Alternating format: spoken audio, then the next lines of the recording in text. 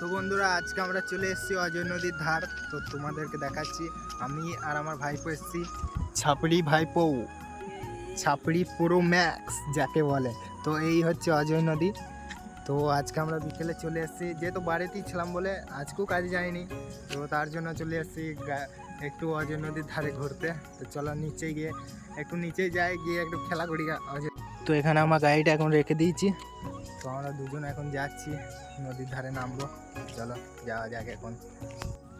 তো আমরা এখন বাঁধের নিচেই চলে এসেছি, নদীর মধ্যে চলে এসেছি। এই দেখো আমার ভাইপো কি করছে, দেখো ছাপড়ি ঝাড়া ছাপড়ি। তো দেখতে পাচ্ছ এইগুলো সব মানে বালি তুলে তুলে সব খাল করে দিয়েছে, সব মাটি বের করে দিয়েছে। তো নদীটা কিচ্ছু নেই, ঝাড়া মাটি বালি বলে কোনো জিনিসই নেই। তো ওই সাইড দিয়ে এখন সব মাছ ফাছ ধরছে ওইদিকে এখন। তো চল দেখাচ্ছি তোমাদেরকে। তো এখন জাল বিছাচ্ছে, দেখতেই পাচ্ছ। মাছ ধরার জন্য ভোরবেলায় মাছ তুলে নিয়ে যাবে।